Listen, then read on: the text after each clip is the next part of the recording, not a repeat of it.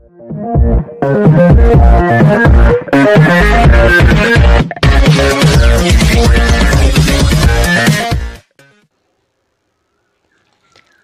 Viewers, welcome to my channel exclusive info.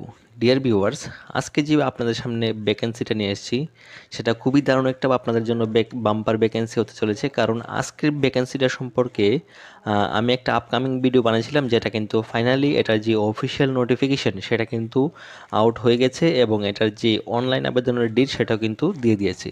তো এই ভিডিওতে আমি আলোচনা করব এটাতে ডিটেলসে কি পোস্ট রয়েছে, এটা এডুকেশন কোয়ালিফিকেশন, তারপরে এখানে এসসি এসটি এবং ওবিসি প্রত্যেকটা ক্যাটাগরির জন্য কতগুলি ভ্যাকেন্সি রয়েছে, এটার এক্সাম প্রসেস, তারপরে এটার যে এলিজিবিলিটি ক্রাইটেরিয়া, সমস্ত কিছু এটাতে আলোচনা করব। তো সবাইকে রিকোয়েস্ট করব, যারা আমার চ্যানেলে নতুন আছেন অবশ্যই চ্যানেলটা সাবস্ক্রাইব করবেন এবং অবশ্যই বেল আইকনটা প্রেস করবেন যাতে প্রত্যেকটা নোটিফিকেশন সবার প্রথম পেয়ে যান। এবং সবাইকে আবারও রিকোয়েস্ট করব আপনারা ভিডিওটা প্রথম থেকে শেষ পর্যন্ত দেখবেন, কারণ এই ভিডিওতে আমি সমস্ত কিছু কিন্তু আলোচনা করব। তো এই ভিডিওটা দেখার পর যারাই অ্যাপ্লাই করবেন তারাই কিন্তু শুধু আমাকে হোয়াটসঅ্যাপে এসএমএস করবেন। বাকি আপনাদের কিন্তু বলে রাখি, যারাই আমাকে ফোন করেন অনেকেই বলে থাকে যে এটা এডুকেশন কোয়ালিফিকেশন কি, এটা লাস্ট ডেট কবে, এইসব কিন্তু সমস্ত কিছু আমি এই ভিডিওতে ডিটেলসে বলে দিই। তো সবাইকে রিকোয়েস্ট করব ভিডিওটা প্রথম থেকে শেষ পর্যন্ত দেখবেন, তারপরে যারাই অ্যাপ্লাই করবেন অবশ্যই আমাকে হোয়াটসঅ্যাপে এসএমএস করবেন। তাহলে চলুন শুরু করা যাক আজকের ভিডিওটা। সো ডিয়ার ভিউয়ার্স, এই ভ্যাকেন্সিটা সম্পর্কে আমি একটা আপকামিং ভিডিও বানিয়েছিলাম, সেটা হলো নবোদয় বিদ্যালয় সমিতি, অর্থাৎ যারা যারা নবোদয় বিদ্যালয় সমিতিতে অ্যাপ্লাই করবেন আপনাদের জন্য দারুণ একটা গুড নিউজ। এটা অনেক দিন পরে ভ্যাকেন্সি এসেছে এবং সেটা খুবই দারুণ একটা বাম্পার ভ্যাকেন্সি, যেখানে অনেকগুলি পোস্ট কিন্তু রয়েছে। সবগুলি পোস্ট কিন্তু এখানে নন টিচিং পোস্ট, অর্থাৎ এখানে মাধ্যমিক পাস থেকে শুরু করে আপনারা যারা যারা 10th পাস করে রেখেছেন, তারপরে 12 পাস করে রেখেছেন, তারপরে গ্র্যাজুয়েশন আছে, প্রত্যেকের কিন্তু এখানে পোস্ট কিন্তু এখানে রয়েছে।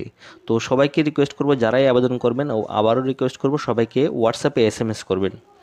তো এখন দেখে নেব এখানে কি পোস্ট রয়েছে। তো দেখুন, প্রথমে যে পোস্টটা রয়েছে সেটা হলো ফিমেল স্টাফ নার্স, যেটা হলো গ্রুপ বি ক্যাটাগরির পোস্ট। এখানে টোটাল ইউআরের ক্ষেত্রে রয়েছে 85টা পোস্ট রয়েছে, আর বাকি যারা ওবিসি তাদের ক্ষেত্রে 12টা, এসসির ক্ষেত্রে 10টা, এসটির ক্ষেত্রে 2টা, টোটাল 121টা কিন্তু এখানে ভ্যাকেন্সি রয়েছে শুধুমাত্র ফিমেল স্টাফ নার্সের ক্ষেত্রে। সো সেটা দেখে নেবেন। আমি ডিটেলসে কোয়ালিফিকেশানটা আলোচনা করব, সবার প্রথমে পোস্টগুলি দেখে নিচ্ছি। তারপর যে পোস্ট রয়েছে সেটা হলো অ্যাসিস্ট্যান্ট সেকশন অফিসার, যেটা গ্রুপ বি পোস্টের। এটাতে যে টোটাল পোস্ট রয়েছে সেখানে হলো 5টা পোস্ট রয়েছে, ইউআর ক্ষেত্রে 4টা, বাকি এসসি এসটির ক্ষেত্রে এখানে নেই, ওবিসির ক্ষেত্রে রয়েছে একটা পোস্ট, কিন্তু এখানে সবাই কিন্তু অ্যাজ ইউআর এখানে আপনারা অ্যাপ্লাই করতে পারবেন। পরবর্তী যে পোস্ট সেটা হলো অডিট অ্যাসিস্ট্যান্ট, যেটা গ্রুপ বি। এটাতেও কিন্তু প্রচুর ভ্যাকেন্সি রয়েছে, টোটাল 12টা পোস্ট রয়েছে এখানে। আর বাকি জুনিয়র ট্রান্সলেশন অফিসার, যেটা গ্রুপ বি, এখানে টোটাল 4টা পোস্ট রয়েছে। তারপর রয়েছে লিগ্যাল অ্যাসিস্ট্যান্ট, যেটা গ্রুপ বি, এখানে টোটাল একটা পোস্ট রয়েছে। তারপর স্টেনোগ্রাফার, যেটা এখানে 14টা পোস্ট রয়েছে ইউআর ক্ষেত্রে, এসসি এসটি ক্ষেত্রে এবং ওবিসি ক্ষেত্রে টোটাল মিলিয়ে হলো এখানে 23টা কিন্তু এখানে ভ্যাকেন্সি রয়েছে। তো এখানে কিন্তু প্রত্যেকটা ক্যাটাগরির জন্য অনেকগুলি পোস্ট রয়েছে। তো সবাইকে রিকোয়েস্ট করবো আপনারা অবশ্যই এটাতে আবেদন করবেন। বাকি কম্পিউটার অপারেটরের জন্য এখানে রয়েছে টোটাল 2টা পোস্ট রয়েছে, আর ক্যাটারিং সুপারভাইজার, যেটা গ্রুপ সি পোস্টের ক্ষেত্রে এখানে টোটাল 78টা কিন্তু এখানে ভ্যাকেন্সি রয়েছে। তারপর রয়েছে জুনিয়র সেক্রেটারিয়েট অ্যাসিস্ট্যান্ট, যেটা গ্রুপ সি পোস্টের জন্য, এখানে টোটাল 21টা পোস্ট রয়েছে। তারপর রয়েছে যেটা জুনিয়র সেক্রেটারিয়েট অ্যাসিস্ট্যান্ট, যেটা গ্রুপ সি, সেটার ক্ষেত্রে রয়েছে টোটাল 360টা এখানে কিন্তু আপনাদের জন্য ভ্যাকেন্সি রয়েছে। তো এটা খুবই দারুণ একটা ভ্যাকেন্সি। পরবর্তী যে পোস্ট সেটা হলো ইলেকট্রিশিয়ান বা প্লাম্বার, যেখানে গ্রুপ সি, এখানে 121টা কিন্তু এখানে ভ্যাকেন্সি রয়েছে। তারপর ল্যাব অ্যাটেন্ডেন্টের ক্ষেত্রে এখানে রয়েছে 161টা ভ্যাকেন্সি। তো যারা যারা ল্যাব অ্যাটেন্ডেন্টে অ্যাপ্লাই করবেন অবশ্যই আপনাদের জন্য দারুণ একটা এটা ভ্যাকেন্সি হতে চলেছে। তো তারপরে যে পোস্ট সেটা হলো মেস হেল্পার, যেটা গ্রুপ সি পোস্টের ক্ষেত্রে। এখানে সবচাইতে বেশি পোস্ট আছে, এখানে 442টা কিন্তু এখানে ভ্যাকেন্সি রয়েছে, যেখানে অল ওভার ইন্ডিয়া থেকে কিন্তু আপনারা আবেদন করতে পারবেন। এবং এটার যে এক্সাম সেন্টার সেটা কিন্তু আপনাদের নিজস্ব রাজ্যে কিন্তু পরীক্ষাটা হবে, অর্থাৎ যারা যারা ওয়েস্ট বেঙ্গল থেকে দেখছেন এটা আপনাদের পরীক্ষাটা কিন্তু ওয়েস্ট বেঙ্গলই হবে, এবং যারা যারা ত্রিপুরা থেকে দেখছেন ত্রিপুরাতে কিন্তু পরীক্ষাটা হবে। বাকি অন্যান্য স্টেট থেকে যারা দেখছেন প্রত্যেকের নিজস্ব রাজ্যে কিন্তু পরীক্ষাটা আপনাদের কিন্তু হবে। পরবর্তী যে পোস্ট সেটা হলো মাল্টিটাস্কিং স্টাফ, যেটাতে টোটাল পোস্ট রয়েছে 19টা পোস্ট, সেটা আপনারা দেখে নেবেন।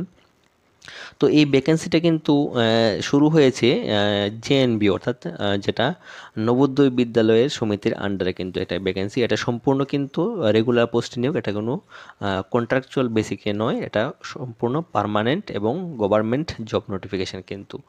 সো আপনারা প্রত্যেকে প্রথমে নোটিফিকেশানটা দেখে নিলেন যেখানে কী কী পোস্টে নিয়োগ করা হবে।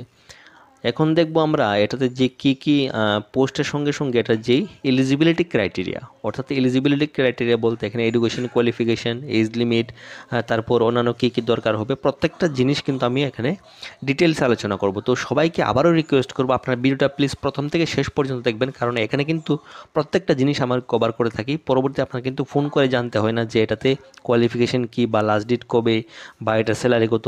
সো ভিডিওটা প্রথম থেকে শেষ পর্যন্ত দেখুন। সো এখানে যে প্রথম পোস্ট সেটা হলো যেটা ফিমেল স্টাফ নার্সের ক্ষেত্রে, এখানে যে টোটাল স্যালারি আপনাদেরকে দেখিয়ে দিচ্ছি, স্যালারিটা হলো 44,000 থেকে 44,900 থেকে আপনাদের কিন্তু 1,42,000 কিন্তু আপনাদের কিন্তু স্যালারি কিন্তু হতে চলেছে। তারপরে আপনাদের কিন্তু যে এজ লিমিট, সো এজ লিমিটটা দেখে নিন, আপ টু কিন্তু 35 ইয়ার্স, অর্থাৎ আপনারা যারা যারা অ্যাপ্লাই করবেন প্রত্যেকে কিন্তু 35 ইয়ার্স পর্যন্ত কিন্তু আপনারা এখানে আবেদন করতে পারবেন। আর আপনাদের যে কোয়ালিফিকেশানটা আপনারা দেখে নিন, সেটা হলো বিএসসি নার্সিং আপনাদের কিন্তু থাকতে হবে, তাহলে কিন্তু এটাতে আবেদন করতে পারবেন। অর্থাৎ আপনি যদি শুধুমাত্র বিএসসি নার্সিং করে থাকেন তাহলে কিন্তু এটাতে আবেদন করতে পারবেন, অন্যান্য কোনো কোয়ালিফিকেশান আপনাদের কিন্তু দরকার নেই এটাতে। বাকি এটাতে ডিজারেবল যেটা হলো সেটা কিন্তু আপনার বাধ্যতামূলক নয়, অর্থাৎ আপনি যদি হিন্দি অথবা যে কোনো রিজিওনাল ল্যাঙ্গুয়েজ যেমন ইংলিশ এগুলিতে আপনার যদি ধারণা থাকে তাহলে কিন্তু এটাতে অবশ্যই প্রাধান্য পাবেন, এটা কিন্তু কম্পালসারি নয়।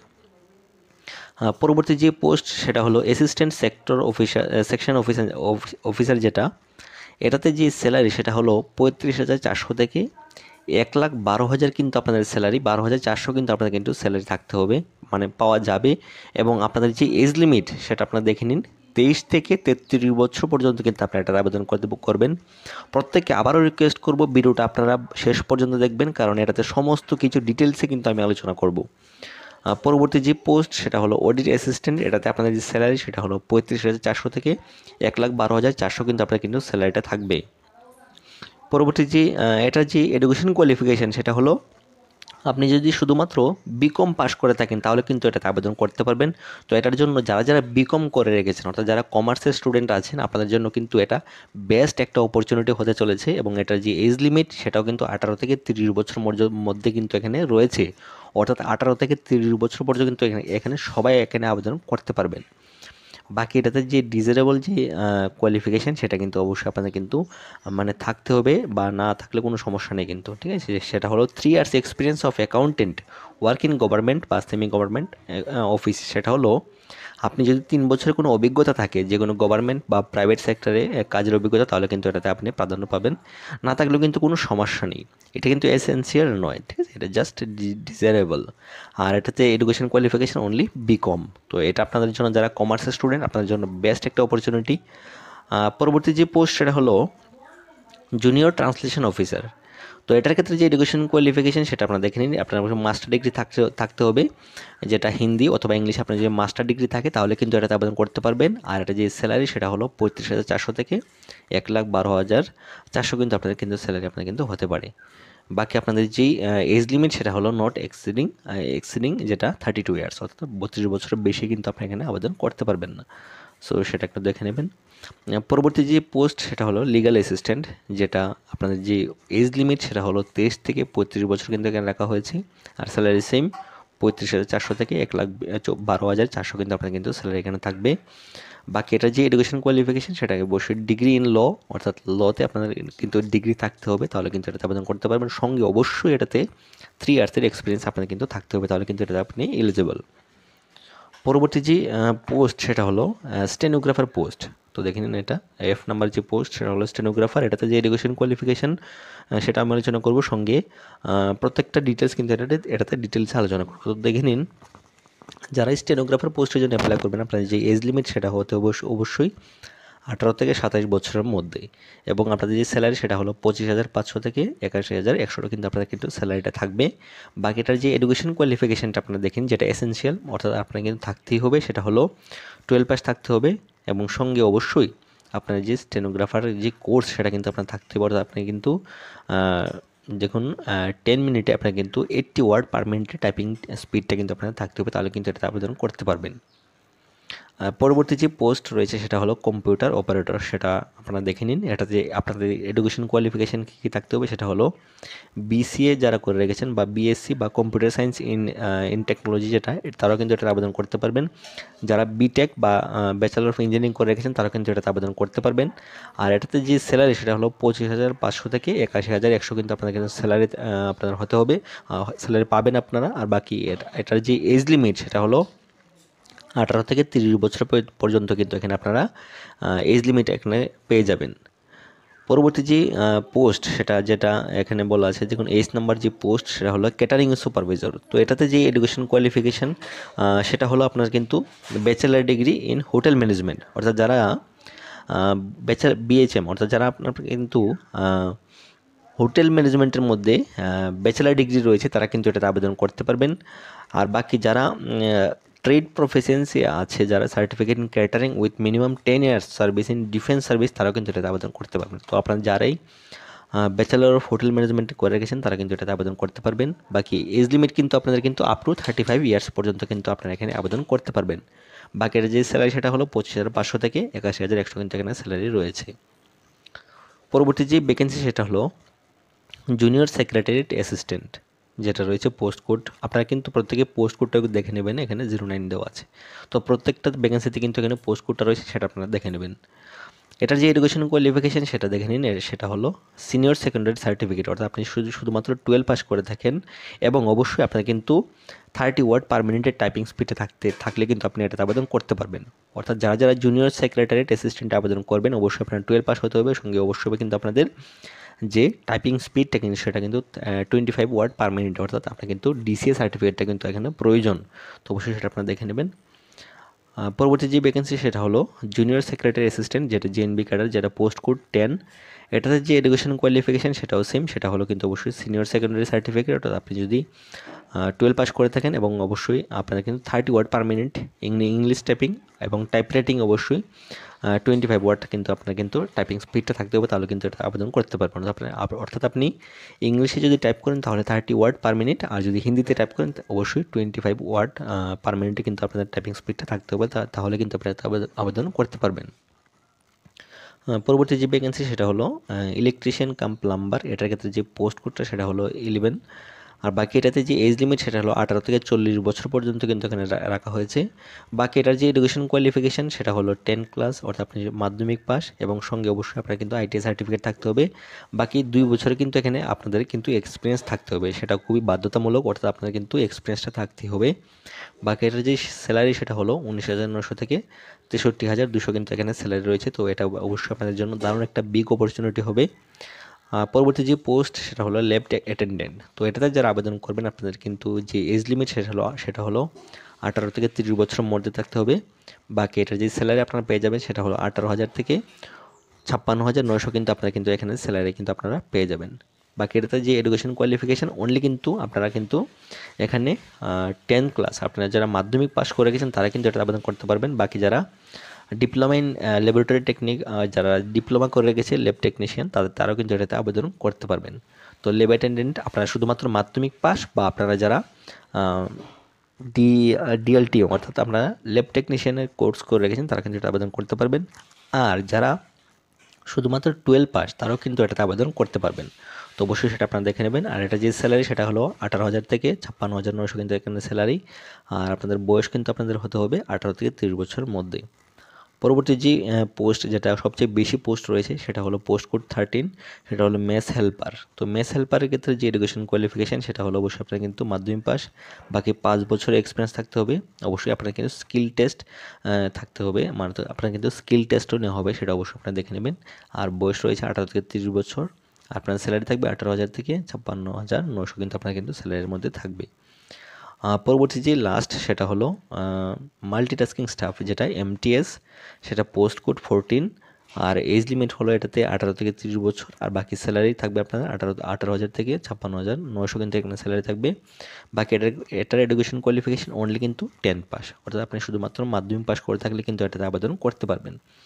পরবর্তী যেটা মোস্ট ইম্পর্টেন্ট সেটা হলো এজ রিল্যাক্সেশন, অর্থাৎ আপনারা যারা এখানে অ্যাপ্লাই করবেন প্রত্যেকের কিন্তু ক্যাটাগরি অনুসারে কিন্তু আপনাদের কিন্তু বয়সের ছাড় আপনারা পেয়ে যাবেন। তো এসসি এসটির ক্ষেত্রে 5 বছরের আপনারা ছাড় পাবেন, বাকি ওবিসিদের ক্ষেত্রে 3 বছরের ছাড় পাবেন। আর যারা মেস হেল্পারে অ্যাপ্লাই করবেন অবশ্যই তাদের কিন্তু প্রত্যেকের কিন্তু এখানে বয়সের ছাড় রয়েছে এসসি এসটি ক্যাটাগরি অনুযায়ী, তো অবশ্যই আপনারা দেখে নেবেন। আর যারা সার্ভিসম্যান অর্থাৎ যারা আপনারা অলরেডি জব করেন তাদের ক্ষেত্রে অবশ্যই কিন্তু এখানে 5 বছরের ছাড় এখানে রয়েছে, তো অবশ্যই আপনারা সেটা দেখে নেবেন। আর যারা পিডাব্লিউডি অর্থাৎ যারা এখানে আপনারা ডিসেবিলিটিস রয়েছে তাদের ক্ষেত্রে অবশ্যই এখানে এসসি এসটির ক্ষেত্রে 15 বছরের, ওবিসিদের ক্ষেত্রে 13 বছরের, আর জেনারেলের ক্ষেত্রে 10 বছরের কিন্তু এখানে বয়সের ছাড় এখানে কিন্তু রয়েছে। তারপরে সবচেয়ে যেটা ইম্পর্টেন্ট সেটা হলো মোড অফ সিলেকশন, অর্থাৎ আপনার সিলেকশনটা কীভাবে হবে। তো আপনার দেখুন সিলেকশন যে প্রসেসটা সেটা হলো অবশ্যই আপনাদের কিন্তু কম্পিটিটিভ এক্সাম দিতে হবে এবং ইন্টারভিউ কিন্তু আপনাদের হবে। তো অবশ্যই আপনারা দেখে নেবেন ইন্টারভিউ কিন্তু সবার ক্ষেত্রে হবে না।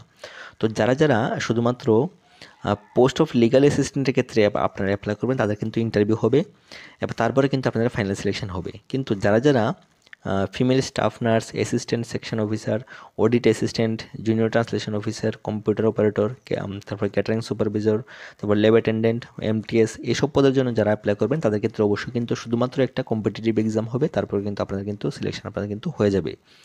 অর্থাৎ আপনারা কিন্তু শুধুমাত্র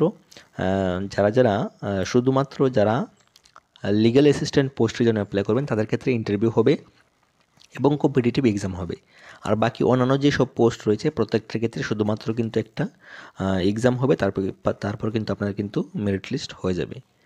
বাকি এটার যেই এক্সাম সেন্টার সেটা আপনারা দেখে নিতে পারেন। আপনারা কিন্তু প্রত্যেকটা সিটিতে অর্থাৎ আপনার যেই স্টেটের থেকে অ্যাপ্লাই করবেন সেই স্টেটে কিন্তু আপনার কিন্তু এই এক্সাম সেন্টারটা কিন্তু রয়েছে। যারা যারা ত্রিপুরা থেকে দেখছেন আপনারা কিন্তু দেখে নিন, আপনাদের কিন্তু এক্সাম সেন্টার আগরতলাতে হবে যেটা ত্রিপুরাতে রয়েছে। বাকি যারা ওয়েস্ট বেঙ্গল থেকে দেখছেন তাদের ক্ষেত্রে অবশ্যই এখানে কলকাতা, বর্ধমান, আসানসোল প্রত্যেকটা স্টেটে কিন্তু এখানে কিন্তু এক্সাম সেন্টার রয়েছে, তো অবশ্যই সেটা আপনারা দেখে নেবেন। এখন দেখে নেব আমরা এটার যে ফিসটা অর্থাৎ অ্যাপ্লিকেশন ফিস এবং এটার যে অন্যান্য যে আপনারা আবেদন করবেন এটাতে ফিসটা কত দরকার। তো দেখুন এখানে যারা যারা অ্যাপ্লাই করবেন এটা খুবই ইম্পর্টেন্ট আপনাদের জন্য, সো আপনারা ভালোভাবে এটা দেখেন। যারা ফিমেল স্টাফ নার্সের ক্ষেত্রে অ্যাপ্লাই করবেন, যারা জেনারেল রয়েছেন তাদের ক্ষেত্রে এখানে অ্যাপ্লিকেশন ফিস রয়েছে 1000 টাকা। বাকি আপনাদের কিন্তু যারা প্রসেসিং ফি 500 টাকা, অর্থাৎ টোটাল কিন্তু আপনাদের কিন্তু 1500 টাকা দিতে হবে যারা ফিমেল স্টাফ নার্সের জন্য অ্যাপ্লাই করবেন। অর্থাৎ ফিমেল স্টাফ নার্স যারা জেনারেল তাদের ক্ষেত্রে অবশ্যই কিন্তু এখানে 1500 টাকা ফিস। বাকি এসসি এসটি এবং পিডাব্লিউডির ক্ষেত্রে এখানে 500 টাকা কিন্তু আপনার কিন্তু ফিস আপনার কিন্তু থাকবে। এখানে অ্যাপ্লিকেশন ফিস নীল কিন্তু আপনার প্রসেসিং ফিস কিন্তু এখানে 500 টাকা থাকবে, তো অবশ্যই আপনারা দেখে নেবেন। বাকি যারা অন্যান্য পোস্টের জন্য অ্যাপ্লাই করবেন ফিমেল স্টাফ নার্স বাদে অন্যান্য সমস্ত পোস্টের ক্ষেত্রে আপনার কিন্তু এসসি এসটির ক্ষেত্রে শুধুমাত্র আপনার কিন্তু 500 টাকা ফিস দিতে হবে। বাকি এখানে যারা জেনারেল ক্যাটাগরি তাদের ক্ষেত্রে 1000 টাকা কিন্তু এখানে আপনারা কিন্তু ফিসটা দিতে হবে, তো অবশ্যই আপনারা দেখে নেবেন এটার ফিসটা। সো আশা করছি আপনারা বুঝতে পারছেন। বাকি আপনারা যদি এটা সম্বন্ধে ডিটেলস সিলেবাসটা প্রয়োজন হয় অবশ্যই আপনারা কমেন্টে আমাকে জানাবেন, পরবর্তী ভিডিওতে আমি এটা ডিটেলসের সিলেবাসটা আপনাদের কাছে নিয়ে আসবো। তো আশা করছি আপনারা বুঝতে পেরেছেন এখনও পর্যন্তই। সবাইকে আবার রিকোয়েস্ট করবো অবশ্যই চ্যানেলটা সাবস্ক্রাইব করবেন এবং অবশ্যই একটা করে শেয়ার করবেন যাতে প্রত্যেকের কাছে নোটিফিকেশানটা পৌঁছে যায়। সো এখানে পর্যন্তই, থ্যাঙ্কস ফর ওয়াচিং।